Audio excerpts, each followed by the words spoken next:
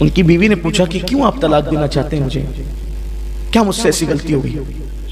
تو اس بزرگ نے، اللہ کے ولی نے فرمایا کہ جب سے تمہارا نکاح میرے ساتھ ہوا اور میرا نکاح تمہارے ساتھ ہوا، ہماری ایک دوسرے کے ساتھ شادی ہوئی ہے، اس دن سے لے کے آج تک تم کبھی بیمار نہیں پڑی ہو، اس لیے میں تمہیں طلاق دینا چاہتا ہوں۔ کیونکہ اللہ بیماری تو اسی کو دیتا ہے نا جس کو وہ محبوب رکھتا ہے۔ اس کا مطلب اللہ تم سے ناراض ہے، اور جس سے اللہ ناراض ہو میں اس کو اپنے گھر میں نہیں رکھ سکتا۔ یہ سوچتی، حالانکہ آج سوچ بدل گئی، جو بیوی زیادہ بیمار پڑتی ہے اس سے لوگ چاہتے ہیں کہ جان چھوٹے، بلکہ کچھ ایسے بھی بدبخت ہیں کہ جب تک بیوی اچھی ہوگی اس سے کام کراتے رہیں گے، بیمار پڑ جائیں گے تیرے میکے چلے جا ذرا وہاں سے علاج کرا کے۔ کچھ لوگ آ کر مجھ سے بھی مشورہ لیتے ہیں کہ شادی تھی تو اچھی تھی، اب وہ شادی کے بعد اس کو سفید داغ ہو گیا تو میں کیا کروں؟ میں کہتا ہوں کہ اگر تجھے ہوتا تو تو کیا کرتا؟ بیماری کسی کو بھی ہو سکتی،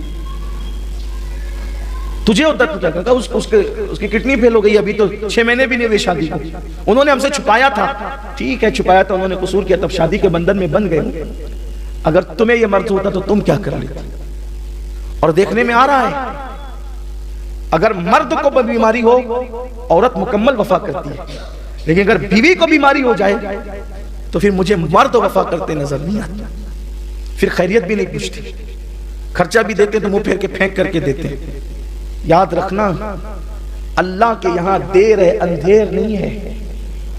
اگر تم نے کسی کی بیماری کی وجہ سے اس کا استحصال کیا، اس سے نفرت کی، اس کو طعنے دیے، اس کی بیماری کا مذاق اڑایا، تو جب تک کہ اس سے بدترین حالات سے قدرت تمہیں نہیں گزارے گی اس وقت تک موت نہیں آئے گی۔ بیماری پہ لوگ طلاق دینے کی بات کرتے ہیں اور وہاں بیمار نہیں ہے، وہ اللہ کے ولی کہتے تم بیمار نہیں پڑتی، اس لیے ہو سکتا ہے کہ تم منحوس ہو، نحوست ہو کہ بیماری تم نہیں۔ کچھ لوگ بھی کہتے ہیں نا بڑے ہوشیار، ماشاءاللہ ہم تو بہت مست ہیں، مزے میں، ہمیں بیماری نہیں پڑتے۔ جا بھائی رو دو، اللہ سے ڈر ذرا، کہیں قدرت جو ہے وہ اپنے پیاروں کی فہرست سے تیرا نام تو نہیں کاٹ چکی۔ صحت اچھی چیز ہے لیکن کچھ نہ کچھ تکلیف ہونی چاہیے، بلکہ روایتوں میں آیا ہے کہ 40 دن کے اندر تینوں میں سے کوئی ایک تکلیف آنا چاہیے، یا تو قلت، یا تو علت، یا تو ذلت، تینوں میں سے کوئی ایک چیز 40 دن کے اندر، اور اگر نہیں آئی تو ڈرو کہیں ایمان تو نہیں چلا گیا۔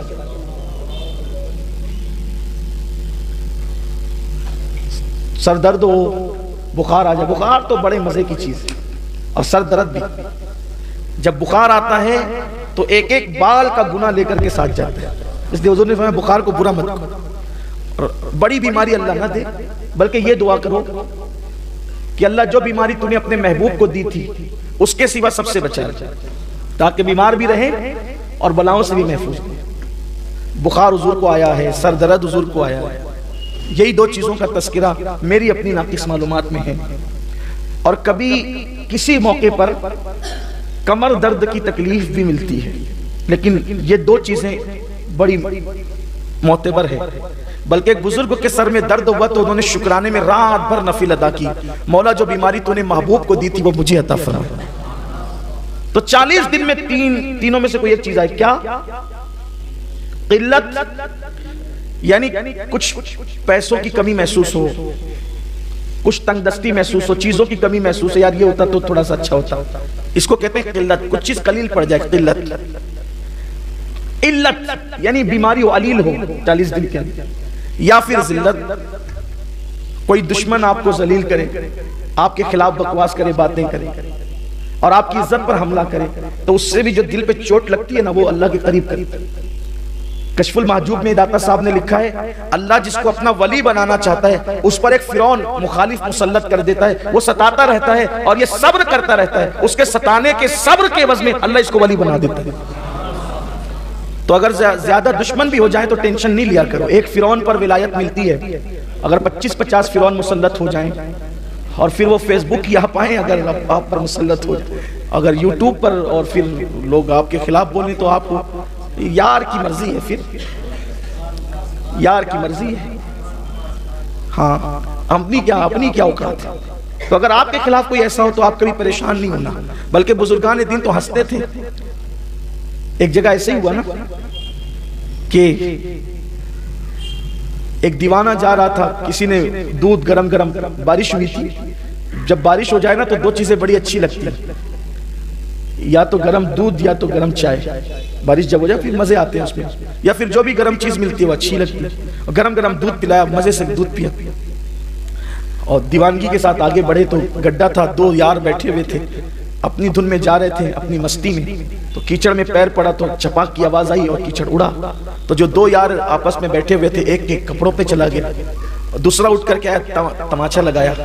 انہوں نے آسمان کی طرف دیکھا, تیری بھی شان ہے, کہیں دودھ پلاتا ہے کہیں تماچے کھلواتا ہے, کہیں دودھ پلواتا ہے کہیں تماچے, اس کی شان ہے. اور میں تو کہتا ہوں اپنے معاملات اللہ کو سونپ دو, فائدے ہی فائدے. لیکن جیسی وہ گئے اور پھر وہ اس کو خون کی الٹی ہونے لگی, اور آپ سارا واقعہ جانتے ہیں. خون کی الٹی ہونے لگی, بہت علاج کیا, جب علاج نہیں ہوا تو بعض کسی اللہ کے برگزیدہ بندے نے کہا یہ طبیب کا معاملہ نہیں ہے, کسی اللہ والے کو چھیڑا ہے. پتا چلا کہ اللہ والوں کو چھیڑنے کا انجام اچھا ہے. اور ایک خاص بات یہ, اللہ والوں کو کوئی چھیڑے تو اللہ والے بدلہ نہیں لیتے. یہ بھی بات ہے, اللہ والوں کی پہچان ہے کہ ان کے اندر انتقام کا جذبہ نہیں ہوتا, وہ لڑائی جھگڑے والے لوگ نہیں ہوتے. اس لیے کہ جب وہ اللہ کے ہو جاتے ہیں, یار کے ہو جاتے ہیں, وہ تو مار کھانے میں بھی شکر کرتے ہیں, تیرا شکر ہے, تو نہ چاہتا تو کوئی کیا مارتا. یہ ہے ان کا حال. یعنی کہ وہ رضا بر قضا, اللہ کے ہر امر پر وہ راضی ہیں. اس نے کچھ نہیں کہا, اس اللہ والے نے کچھ نہیں کہا. بلکہ مولا کائنات کو جب شہید کیا گیا تو آپ کے جملے کیا تھے؟ شہید کرنے والے کو جانتے تھے, لیکن آج جملہ یہ تھا شہادت کا, آج بھی شہادت گاہ پہ وہ جملہ لکھا ہوا ہے, فوزتو برب الکعبہ, رب کعبہ کی قسم میں کامیاب ہو گیا. رب کعبہ کی, امام حسین کا جملہ بھی جب آپ زمین پر آئے نا گھوڑے سے, ایک فوزتو برب الکعبہ, میں رب کعبہ کی قسم کامیاب ہو گیا. مارنے والوں کے لیے کوئی بددعا کچھ نہیں, اس لیے کہ یہ تو سبب بنے نا شہادت کا. انتقام تو قدرت لے گی, ہم تو کامیاب چلے. اس لیے کوئی گالی دے, کوئی جھگڑا کرے, کوئی ذلیل کرے, کوئی مخالفت کرے تو ہم کامیاب ہو گئے. اس لیے کہ وہ اپنی آخرت خراب کر کے ہماری آخرت بنا گیا. بہت بے صبرے نہ ہوا کرو, لیکن اس کے لیے بہت ظرف چاہیے, بہت آسان نہیں ہے یہ منزل. نیم چڑھا کریلا چبانا آسان ہے, لیکن جو ذلیل کر رہا ہو اس کے لیے دعا کرنا آسان فعل نہیں. بہت کٹھن ہے یہ منزل. بلکہ حضرت امیر خسرو کا مصرع بار بار بہت کٹھن ہے, ڈگر پن گھٹ کی, آسان نہیں ہے. اور جو اس منزل پر فائز ہو گیا پھر وہ اللہ والا بن گیا. تو جب اس کو خون کی الٹیاں ہونے لگی اور جب علاج میں کہا یہ طبیب کا کام نہیں, کسی اللہ والے کو چھیڑا ہے, جب کہا کہ یار یہاں وہ اس کو مارا تھا نا, تو اس نے آسمان کی طرف رک کر کے کچھ کہا تھا, اسی نے بددعا دی تھی, چلو پکڑو اس کو. ڈھونڈتے ہوئے تو وہ دیوانہ چل رہا تھا, کبھی معاف کر دو, آپ نے آسمان کی طرف دعا دیکھ کر کچھ بددعا کہا. میں نے کوئی بددعا نہیں کی, میں نے تو اپنے یار سے شکایت نہیں کی تھی نا یار کی. دیکھو کوئی اور ہوتا تو کیا مار کھلوا دیا مولا, استغفر اللہ. کچھ لوگ یہاں میت ہوتی تو باز اللہ کو ہمارے ہی گھر ملا تھا, کفر ہے. کچھ لوگ تو میت میں روتے روتے اللہ کو گالیاں دیتے ہیں. کچھ لوگ بڑے بڈھوں کو دیکھ کر کے میت میں کہتے ہیں یہ کیسے, اللہ اس کو بھول گیا, اللہ میں اس کو بھول گیا, اس کو جوان کو اٹھا لیا. تو بات تو استغفر, کیا لوگ ہیں. ارے اس کی جان گئی تو گئی, تیرا ایمان بھی گیا. اللہ کو گالیاں مت دو, اللہ کی شکایت مت کرو, راضی رہو. یہ یقین کر لو اللہ کے ہر فعل میں حکمت ہے. گوسپا کو کسی نے کہا کہ آپ کا جہاز ڈوب گیا جو تجارت لے کر آ رہا تھا, کہا الحمدللہ. تھوڑی دیر کے بعد آتا نہیں سرکار وہ کسی اور کا تھا, اپنا تو بہت مال لے گا, کہا الحمدللہ. لوگوں نے کہا کہ ڈوبا بھی تو الحمدللہ, تیرا بھی تو, کہا اپنا ہے کیا, سب تو یار کا, ہم بھی یار کے ہیں. دیا تو الحمدللہ, لیا تو الحمدللہ. اور جو اس منزل پر فائز ہو جاتے ہیں پھر میرے آقا علیہ السلام نے اللہ کی شکایت مت کر, کبھی اللہ کی شکایت نہیں کرنا. عزت والا بنے گا اور اللہ کے نزدیک عزت والا بنے گا. تو اس بزرگ نے یہی کہا تھا کہ اللہ تیری شان بھی ہے اور بڑی نرالی شان ہے, کہیں گالی کھلواتا ہے, کہیں دودھ پلواتا ہے, تیری شان ہے, ہمیں کیا ہے, تو جس میں راضی ہم اس میں. میں نے کہا کوئی بددعا نہیں کی, میں نے تو بس یہ بات کی. وہ کہا کہ اب آپ معاف کر دینا, آپ کی وجہ سے. کہا کہ میری وجہ سے نہیں ہوا. یہ تو دو یاروں کا جھگڑا ہے. کس کا جھگڑا ہے؟ دو یاروں کا, دو محبت کرنے والوں کا جھگڑا ہے. دیکھ میری پیر سے کیچڑ اڑا، تیرے یار پر پڑا اور تو غصے میں آیا تو تو نے مجھے مار دیا. تو تیرے یار پر کیچڑ اڑا تو تیرا یار غصے میں نہیں آیا، غصے میں کون آیا؟ تو، کیونکہ تو اس سے محبت کرتا ہے. اور تو نے مجھے مارا، اب تو نے مجھے مارا تو میرا یار جلال میں آ گیا اور میرے یار نے سزا دی. اب مجھ سے معافی مت مانگ، میرے یار سے معافی مانگ. یہ ہے اللہ کی شکایت نہیں کرنا. تو بات میں عرض کر رہا تھا کہ وہ اللہ کے ولی کی، انہوں نے ان کی بیوی سے کہا کہ تجھے طلاق دے. کوئی عورت بیمار پڑے، بہت یہ پنچایتوں میں یہ مسئلہ بہت ہے، حالانکہ میں پنچایت میں جاتا باتا نہیں، لیکن سارے پنچایتی لوگ چونکہ آتے ہیں مجھ سے ملنے کے لیے تو مجھے پتہ ہے، وہ مشورہ بھی کرتے ہیں جو میں مشورہ بھی دیتا ہوں. ساس کہتی کہ یہ جب سے یہ بیماری رہتی ہے تو، ارے اچھا ہے اللہ کی بندی، وہ اللہ کے نزدیک مقبول ہے وہ جو بیمار رہتی ہے. یہاں تو جو خرچ کر رہے ہو تو اس کے ذریعے سے تمہیں کہیں اور مل جائے گا، ایسا نہ کرو. تو اس ولی نے کہا کہ طلاق دے دیں گے کیونکہ تم بیمار نہیں پڑتی. اس نے کہا اچھا ٹھیک. اس عورت نے کہا ولی کی عورت بھی بڑی عظیم تھی نا، اچھوں کو اچھا ہی ملتے ہیں، اچھوں کو اچھے ہی ملتے ہیں. اچھا بیمار نہیں پڑتی اس لیے طلاق دے رہا ہوں کیونکہ میں منحوس ہوں.